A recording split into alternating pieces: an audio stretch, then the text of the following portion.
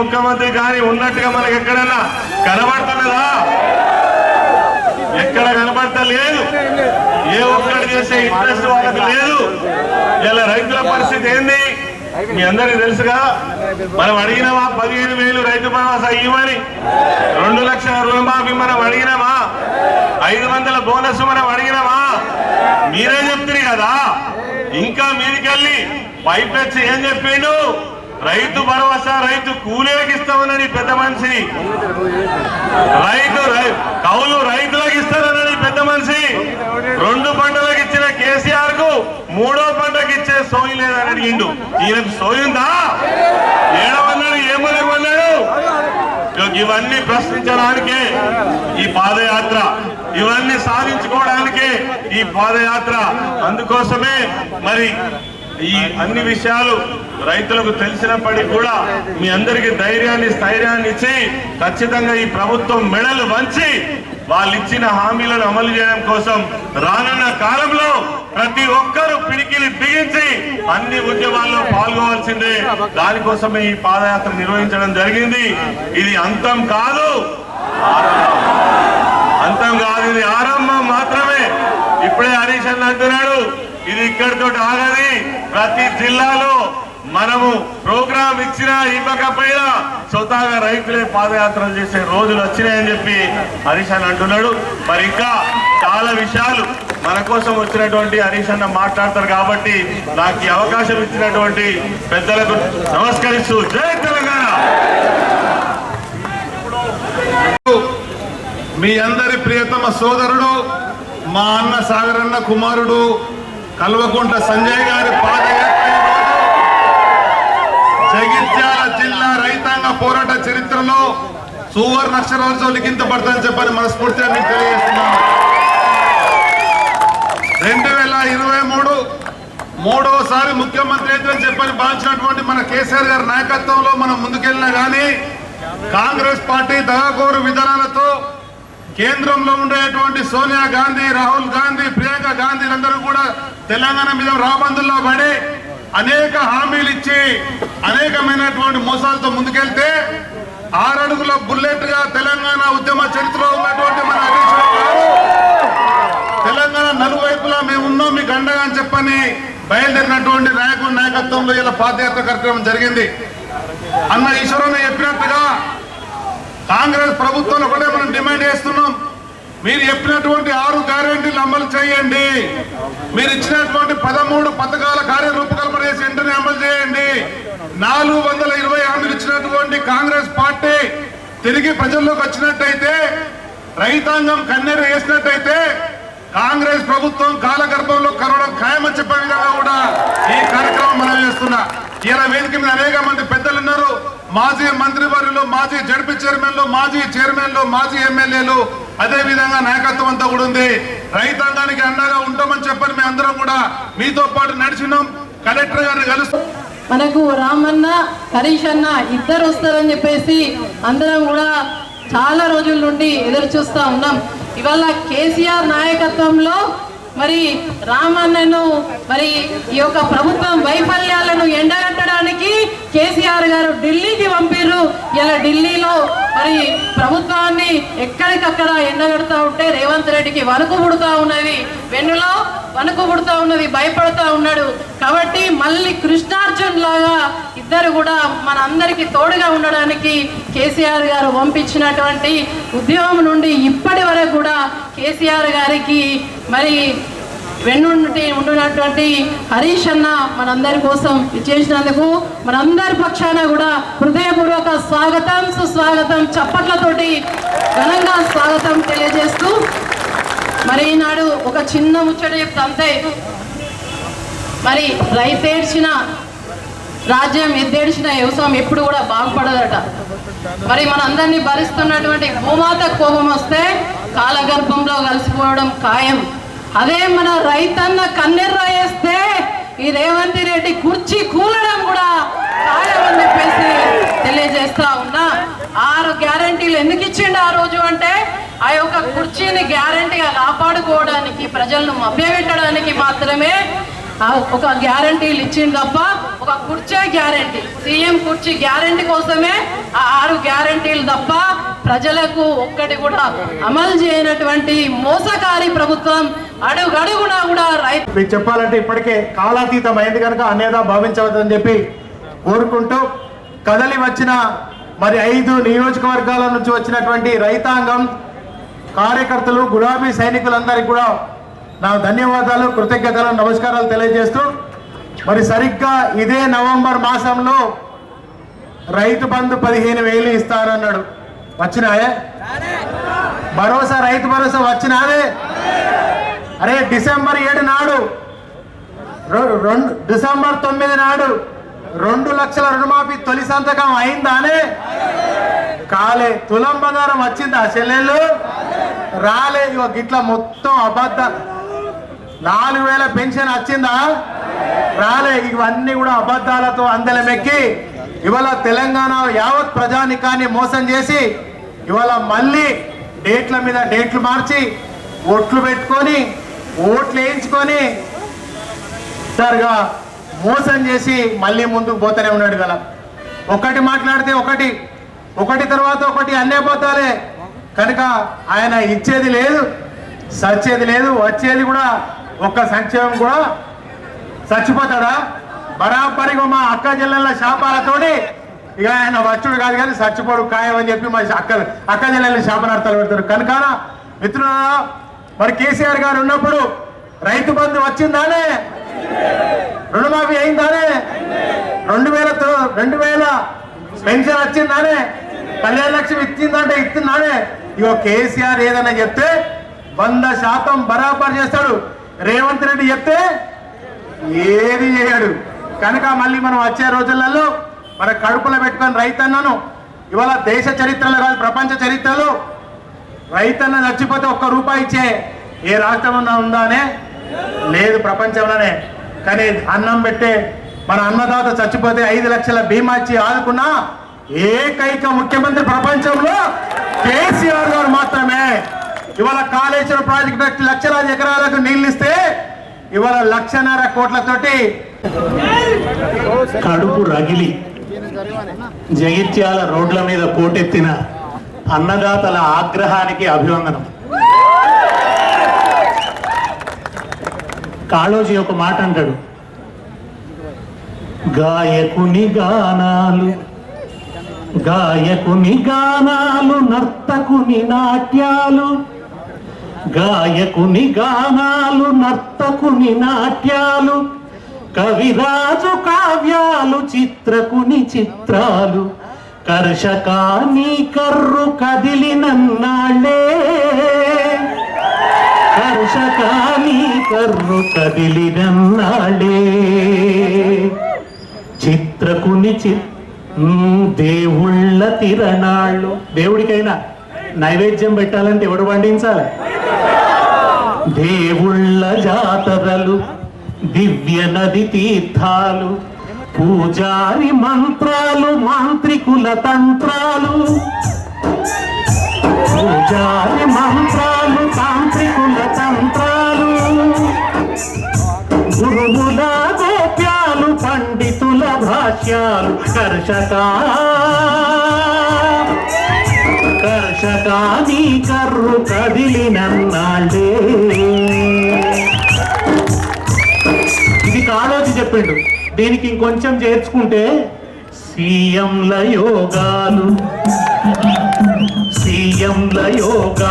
పిఎంల భోగాలు, హైడ్రా రోగాలు, అవినీతి రోగాలు, ఆక్రమణ పర్వాలు, కమిషన్ల బ్రోకర్లు, సిడ్స్ బ్యాంకు లాకర్లు,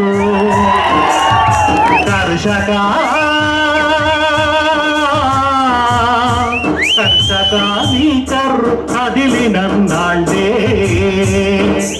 నీ కర్రు కదలకుంటే లోకంలో ఏది కదలదు.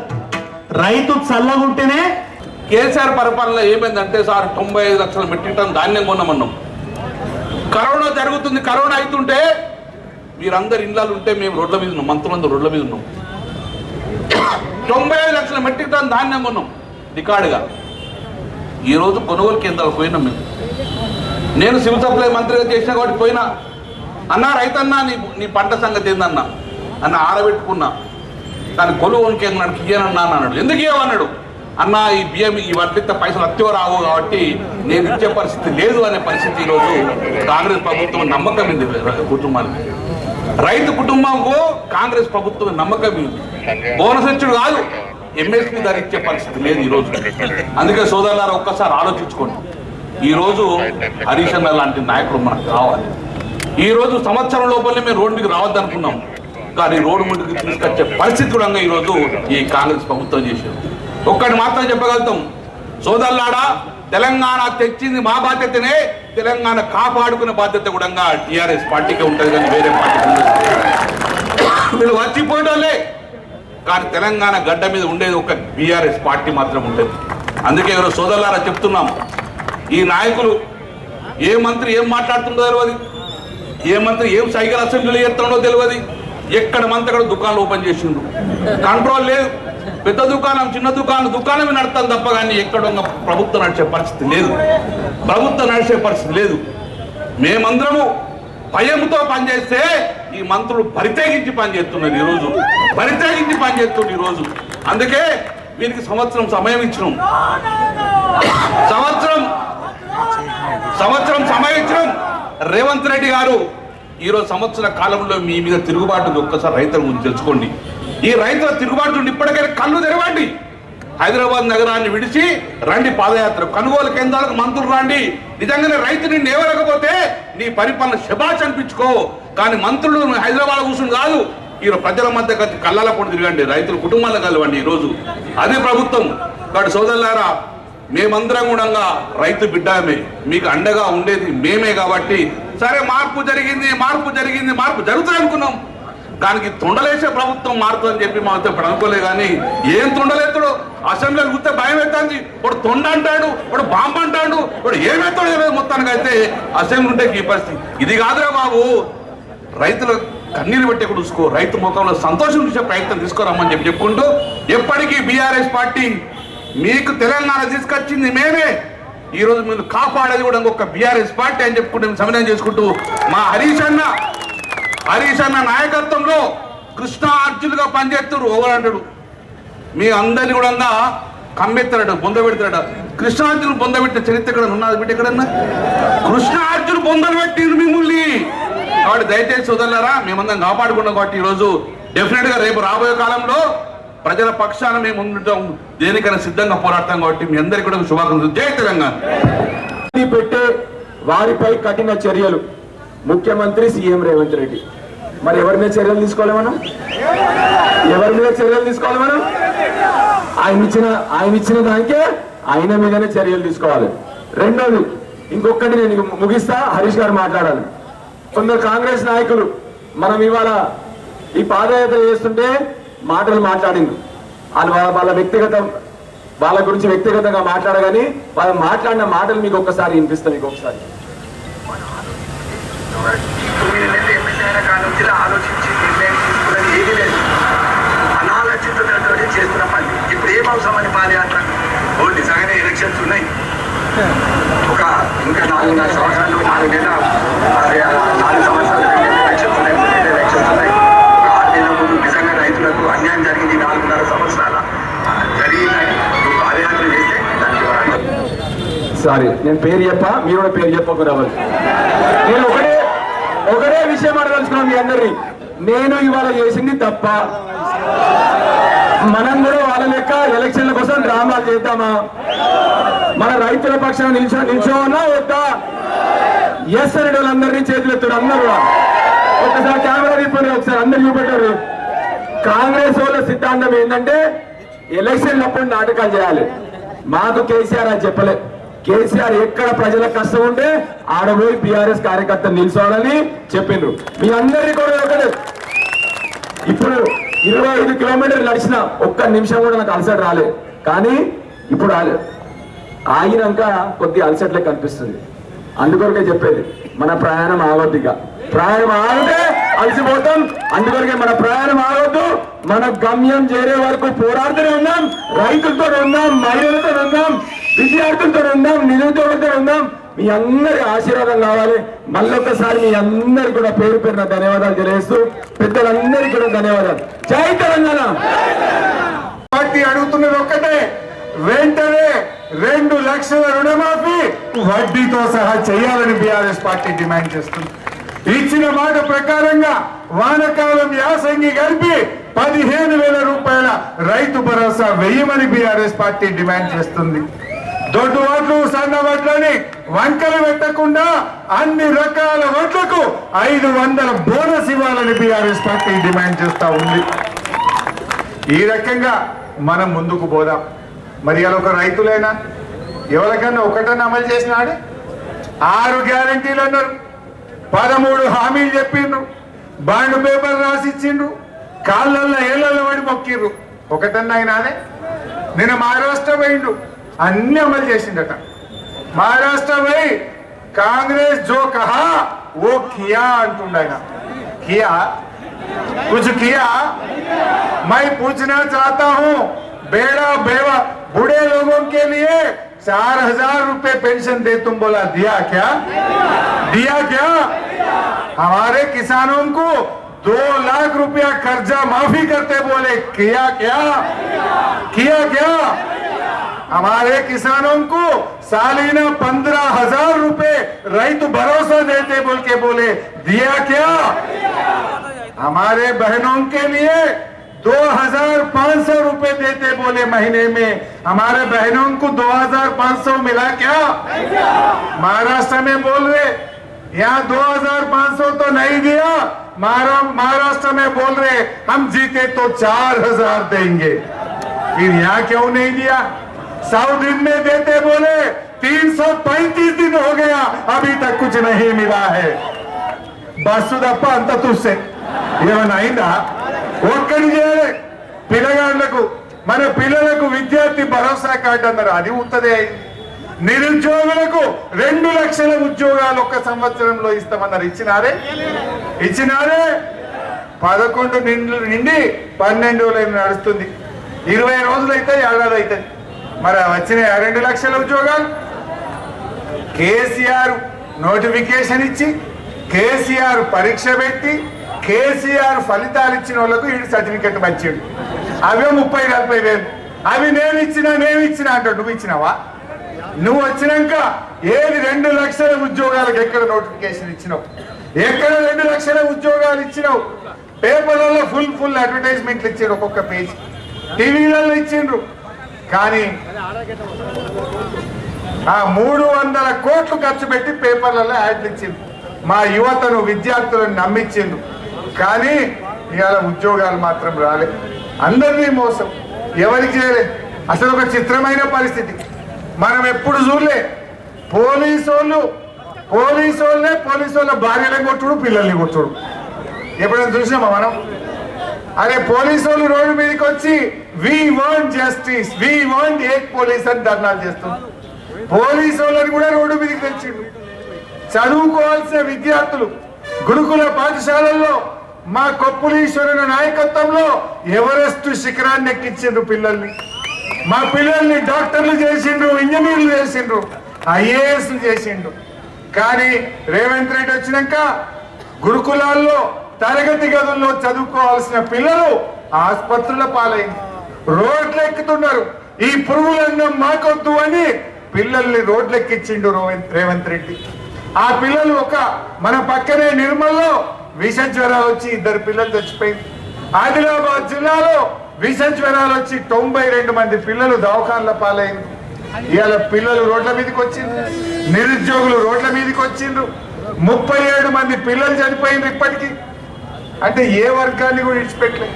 నిరుద్యోగులకు అన్యాయం, విద్యార్థులకు అన్యాయం, ఉద్యోగులకు అన్యాయం, రైతులకు అన్యాయం, గురుకులాలకు అన్యాయం, అన్ని వర్గాలను అన్యాయం చేసిన ప్రభుత్వం రేవంత్ రెడ్డి ప్రభుత్వం. కేసీఆర్ ఉండగానే అడుగుతున్న మా జగిత్యాల జిల్లా చేసింది ఎవరు? జగిత్యాలకు మెడికల్ కాలేజ్ ఇచ్చింది ఎవరు? వరద కాలువలు రిజర్వాయర్ చేసింది ఎవరు? జగిత్యాలలో వేలాది ఇండ్లు కట్టింది ఎవరు? జగిత్యాలను అభివృద్ధి చేసింది ఎవరు? ఈ రకంగా కేసీఆర్ చేసిండు. ఏం చేసిండే? రేవంత్ రెడ్డి ఏడాది పాలనలో ఈ జగిత్యాల జిల్లాకు ఒక్క పని చేసింది ఏదని చెప్తారా? ఒక్క పని చేసిండు. ఎందుకు చేయలే? కొన్ని పనులు అయితే చేసిండయా. ఏం చేసిండంటే కేసీఆర్ ఉండగా క్రమం తప్పకుండా పంటకు పడే రైతు బంధు మాత్రం బంద్ చేసిండు. చేసిండు ఇంకా కొన్ని పనులు. ఏం చేసిండ్రు? పండుగకు బతుకమ్మకు కేసీఆర్ చీరలు పంపుతుండే గవి మాత్రం బంద్ చేసిండు రేవంత్ రెడ్డి. పంపిండు. ఇంకా చేసిండు. దవాఖానకు పోతే బిడ్డ దవాఖానకు పోతే కాన్పు చేపించి కేసీఆర్ కిట్టించి బ్యాంకులో 13,000 వేసి తల్లిని పిల్లను ఆటో కిరాయి లేకుండా ఇంటికాడ దించితే గది మాత్రం బంద్ చేసిండు రేవంత్ రెడ్డి. గొర్రె పిల్లలు మా గొల్ల కుర్మలకు ఇచ్చేది బంద్ చేసిండు. చేప పిల్లలు మా మత్స్యకారులకు గంగపుత్రులకు ఇచ్చే చేప పిల్లలు మాత్రం బంద్ చేసిండు రేవంత్ రెడ్డి. నువ్వు చేసింది ఏమున్నది? చేసినావు. ఎమ్మెల్యేలు మాత్రం పైసలు పెట్టుకున్నావు, తరాజులో పెట్టుకున్నావు ఒక్కొక్క ఎమ్మెల్యేను. గంటకు మించి నువ్వు ప్రజలకు చేసిన పని ఏమన్నా ఉన్నదా?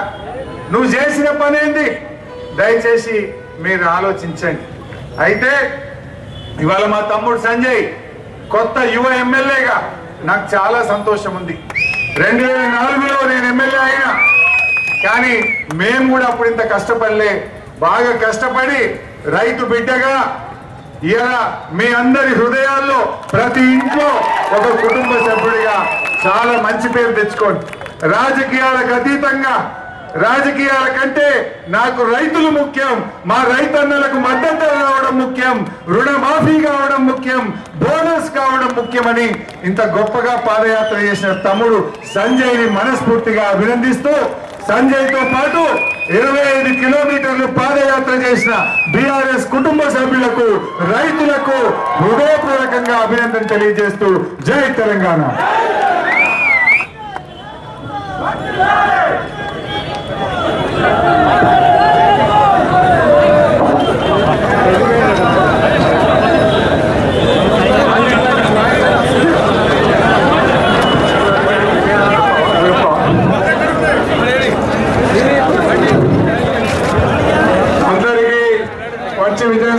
సభ విజయవంతం చేసినందుకు మీ అందరికీ కూడా రైతాంగానికి కృతజ్ఞతలు తెలియజేస్తున్నా. ఎమ్మెల్యేలు